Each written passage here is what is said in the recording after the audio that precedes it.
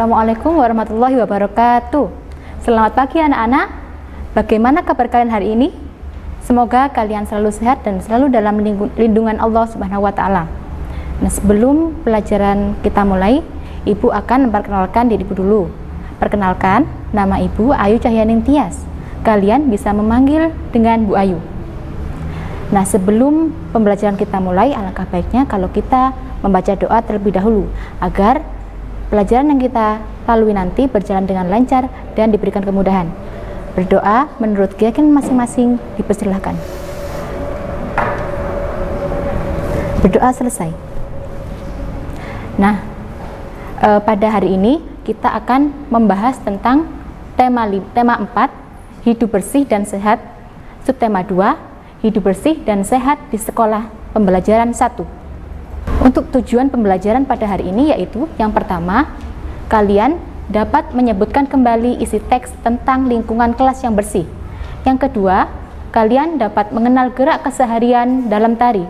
Dan yang ketiga, kalian dapat mengelompokkan bangun datar. Nah, lalu apa saja langkah yang harus kita lakukan nanti? Yang pertama, mengamati gambar lingkungan kelas.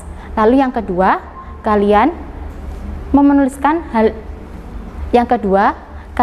menuliskan hasil pengamatan. Yang ketiga, memperagakan gerak tari meniru kegiatan menyapu lantai. Lalu yang keempat yaitu mengelompokkan bangun datar. Sebelum kalian memulai belajar, kalian harus mempersiapkan peralatan dulu ya. Yang pertama, kalian harus mempersiapkan buku tulis. Yang kedua, kalian harus mempersiapkan pensil. Yang ketiga, kalian harus mempersiapkan penghapus, dan yang terakhir yaitu kalian mempersiapkan penggaris. Sekarang ayo coba kita mengamati. Coba kalian amati gambar pada televisi kalian. Di situ ada gambar apa? Yang pertama, apa yang dilakukan Dayu dan teman-teman? Apakah kalian tahu? Ya, benar sekali. Dayu dan teman-teman melakukan kegiatan membersihkan kelas. Lalu yang kedua, apakah kamu setuju dengan kegiatan mereka? Bagaimana anak-anak? Ya, kalian pasti setuju dengan kegiatan yang dilakukan oleh Dayu dan teman-teman. Lalu yang ketiga, pernahkah kamu melakukan kegiatan seperti mereka? Pasti kalian sudah pernah melakukannya, bukan? Yaitu kalian melakukan kegiatan membersihkan kelas biasanya pada pagi hari sebelum memulai pelajaran atau pada siang hari setelah melakukan kegiatan pembelajaran. Dan bagaimana perasaanmu setelah melakukan kegiatan tersebut?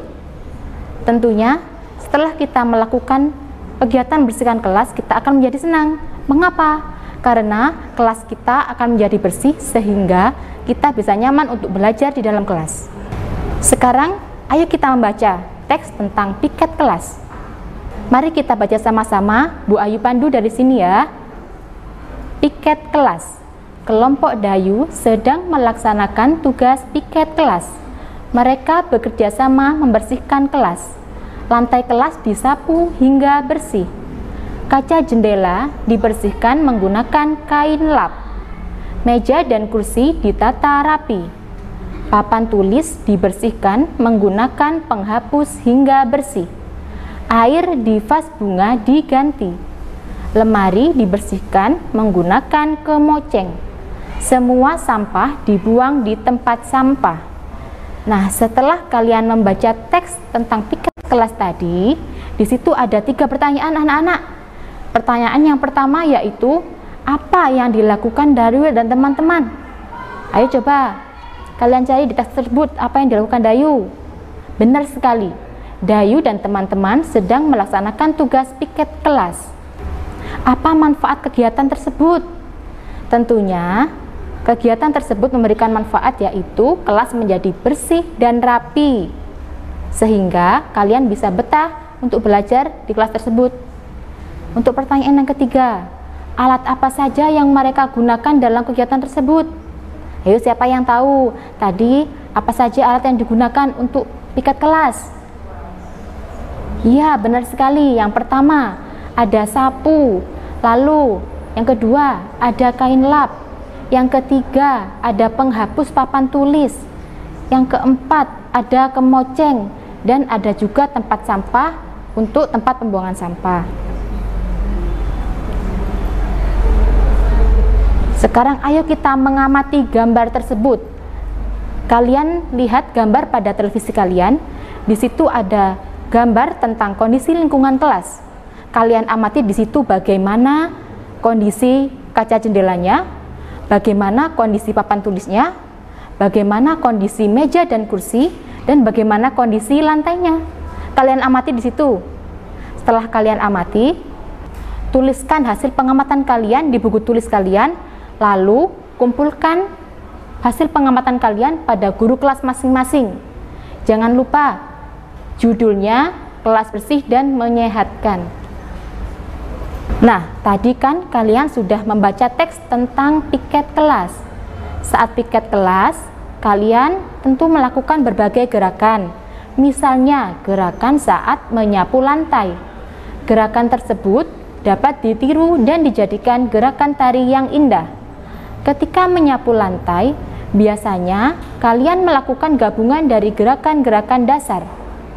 Ketika menirukan gerakan tersebut, kalian perhatikan bagaimana posisi tubuh mulai dari kepala hingga kaki. Di situ ada gambar meniru gerakan menyapu lantai. Kalian lihat di situ. Yang pertama, bagaimana posisi kepalanya? Ada yang tahu? Ya, posisi kepalanya yaitu menoleh ke samping. Samping kanan atau samping kiri boleh ya. Lalu yang kedua, bagaimana posisi tangannya? Posisi tangannya yaitu seperti menggenggam sapu, yang satu tangan berada di depan dada dan yang satu lagi berada di samping badan. Lalu selanjutnya, bagaimana posisi badan saat melakukan gerak meniru kegiatan menyapu lantai? Ada yang tahu? Iya, tepat sekali. Posisi badannya agak serong mengikuti posisi kepala. Lalu selanjutnya, bagaimana posisi kakinya? Coba kalian lihat di situ bagaimana posisinya. Ada yang tahu? Benar sekali, posisinya yaitu menyilang. Kaki yang satu di depan dan yang satunya di belakang. Sekarang mari kita simak sama-sama teman kalian yang bernama Dwi Makfiratul Aulia, kelas 2 dari SD Negeri Sepanjang 1.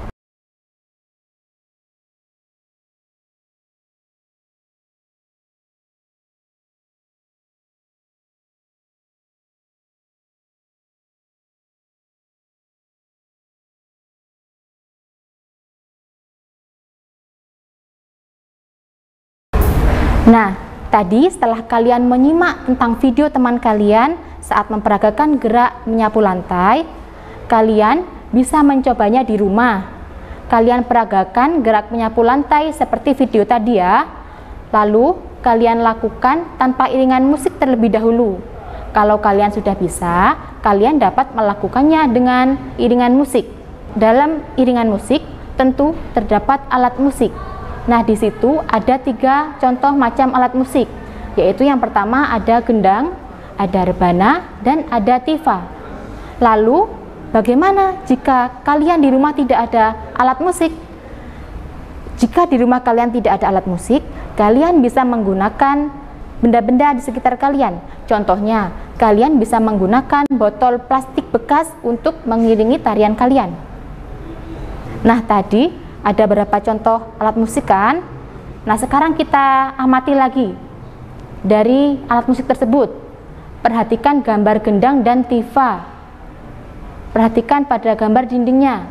Pada dinding gendang membentuk pola segitiga, sedangkan pada dinding tifa membentuk pola segitiga dan segi 4. Pada materi sebelumnya, kalian sudah belajar tentang menunjukkan bagian sisi, sudut, dan titik sudut. Banyaknya sisi, sudut, dan titik sudut pada bangun datar dapat digunakan untuk mengelompokkan bangun datar tersebut. Sekarang, coba kalian perhatikan tabel pada gambar di TV kalian. Di situ ada tabel 4 bangun datar. Ada bangun datar berwarna kuning dan berwarna biru. Sekarang kita lihat satu persatu bangun datar tersebut. Bangun datar yang pertama yang berwarna kuning, kalian lihat. Di situ berapa jumlah sisi, sudut, dan titik sudutnya? Ya, di situ ada 3 sisi, 3 sudut, dan 3 titik sudut. Lalu bangun yang kedua, di situ ada bangun berwarna biru, yaitu mempunyai 4 sisi, 4 sudut, dan 4 titik sudut. Sekarang bangun datar yang nomor 3. Bangun datar yang nomor 3 yang berwarna biru itu memiliki 4 sisi, 4 sudut, dan 4 titik sudut. Sekarang bangun datar yang terakhir yang berwarna kuning, coba kita lihat. Untuk bangun datar yang terakhir yang berwarna kuning, di situ bisa kalian lihat bangun datar tersebut memiliki 3 sisi, 3 sudut, dan 3 titik sudut. Nah, setelah kalian tahu berapa sisinya, berapa sudutnya, dan berapa titik sudutnya, kalian bisa mengelompokkan bangun datar tersebut. Ternyata di situ terdapat 2 kelompok, yaitu kelompok yang pertama bangun datar yang berwarna kuning dan bangun datar yang berwarna biru. Mengapa kok yang berwarna kuning menjadi satu kelompok? Ternyata bangun datar tersebut memiliki 3 sisi, 3 sudut, dan 3 titik sudut, sehingga bangun datar tersebut disebut segitiga. Lalu bangun datar yang berwarna biru menjadi satu kelompok. Mengapa? Karena bangun datar tersebut memiliki 4 sisi, 4 sudut, dan 4 titik sudut, sehingga disebut dengan segi 4. Jadi kedua kelompok tersebut memiliki sisi, sudut, dan titik sudut yang sama. Nah, tadi setelah kalian sudah mempelajari bagaimana menghitung sisi, sudut, dan titik sudut, agar kalian lebih paham, di situ ada soal yang harus kalian kerjakan di rumah bersama orang tua kalian. Soal yang pertama, berilah tanda centang untuk semua bangun datar yang memiliki 3 sisi, 3 sudut, dan 3 titik sudut. Di situ ada 5 bangun datar yang berwarna-warni, ada dari bangun datar A, B, C, D, dan E. Di situ kalian pilih, kalian hitung dulu sisinya, sudutnya, dan titik sudutnya. Kalau sudah kalian hitung, kalian tentukan bangun datar manakah yang termasuk segitiga. Kalian sebutkan abjadnya saja. Lalu yang kedua, berilah tanda centang untuk semua bangun datar yang memiliki 4 sisi, 4 sudut, dan 4 titik sudut. Di situ juga ada 5 bangun datar, mulai dari A sampai E. Kalian hitung dulu berapa sisinya, berapa sudutnya, dan berapa titik sudutnya. Lalu setelah itu, menurut kalian, bangun datar manakah yang termasuk segi 4? Kalian tuliskan di situ bangun datar apa saja, apakah A, B, C, D, atau E. Lalu untuk soal yang nomor 3, tuliskan banyak sisi, sudut, dan titik sudut tiap-tiap bangun datar berikut. Kelompokkan bangun datar tersebut sesuai jenisnya. Di situ ada 4 gambar bangun datar. Ada bangun datar A, B, C, dan D. Di situ kalian hitung dulu berapa sisinya, berapa sudutnya, dan berapa titik sudutnya. Jika sudah ketemu semua, kalian kelompokkan mana yang termasuk segitiga dan mana yang termasuk segi 4. Baiklah anak-anak, setelah kita mempelajari beberapa materi tadi, kita dapat menarik 3 kesimpulan. Kesimpulan yang pertama yaitu menyebutkan kembali isi teks tentang lingkungan kelas yang bersih. Yang kedua, yaitu kesimpulannya, kita dapat melakukan gerakan tari dengan meniru kegiatan sehari-hari. Contohnya, gerakan menyapu lantai. Lalu kesimpulan yang ketiga, mengelompokkan bangun datar dapat dilakukan dengan cara menghitung banyaknya sisi, sudut, dan titik sudut. Baiklah anak-anak, sekian pembelajaran hari ini.